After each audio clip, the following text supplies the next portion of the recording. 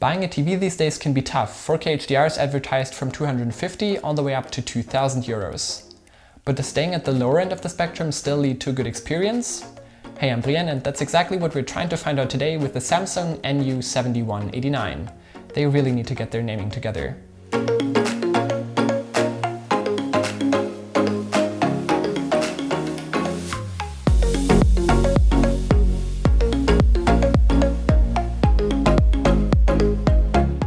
The box contents are pretty rudimentary, but at least it comes packaged pretty well.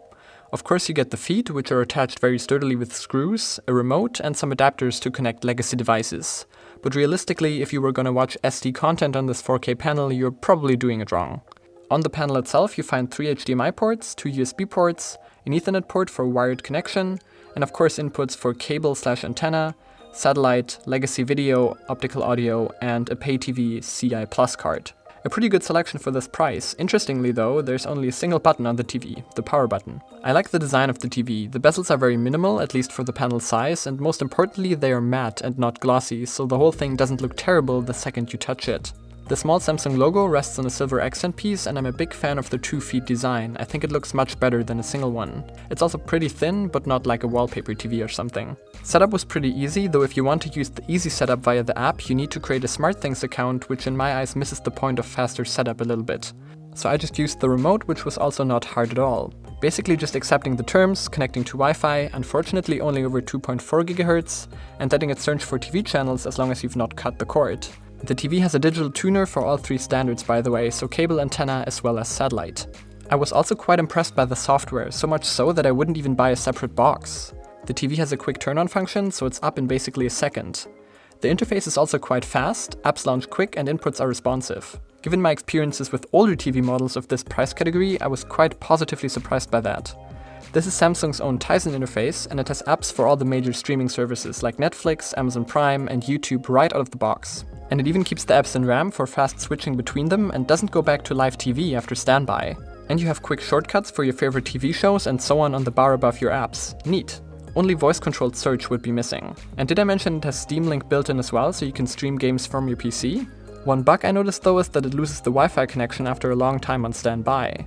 Rebooting the TV by holding down the power button on the remote fixes this and only takes about 5 seconds, but it's still inconvenient. You also can't use the USB ports to record live TV. Since almost everything is made available online right after airtime these days, I don't really mind that, but if your show isn't, that's a bummer.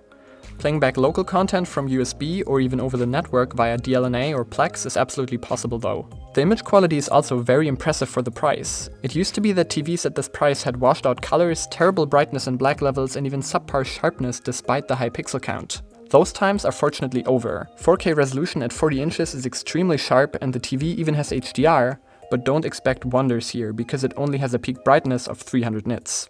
That is still more than enough to watch in daylight though. Colors also pop and black levels in a dark room are so good that you barely notice the backlight. I think what describes it best is that it's actually really nice to watch 4K HDR sample videos on here just to experience the image quality, of course given you have fast enough internet. I would have never done that on an older cheap Samsung TV. What might bother gamers is the refresh rate that's capped at 60 Hz. To be honest, unless you spend significantly more, the advertised higher refresh rates are really just that, advertising. And for console gaming or game streaming it's absolutely fine. It's not any less than your computer monitor after all, and enough for 60 FPS video. I don't need more than 60 Hz, but if you do, you will have to spend more. The sound quality is also quite good and not distorted, so it doesn't take away from the good viewing experience. But if you want more fullness and deep bass, you will probably have to resort to an external solution. Overall, I'm very impressed at what you can get these days by buying a TV under 300 euros. Only a few years ago, even spending 500 euros meant sluggish performance, bad software with no update support, a very questionable smart TV interface, and just noticeably bad image quality. This TV features none of these. It has a fast interface with every app you could need, paired with great image quality at a price that makes it basically a no-brainer. I'm very happy with the 40-inch version I have here, but you can also get it in bigger sizes for more money if you want a bit more real estate. This shows that while spending over 1,000 euros on an OLED or QLED TV does certainly get you more breathtaking HDR, deeper blacks and higher refresh rate, not spending that much won't disappoint you either. If you enjoyed this video, you know which buttons to press, and don't forget to press that follow button on Twitter. I'm Brian, thanks for watching, and I'll see you in the next one.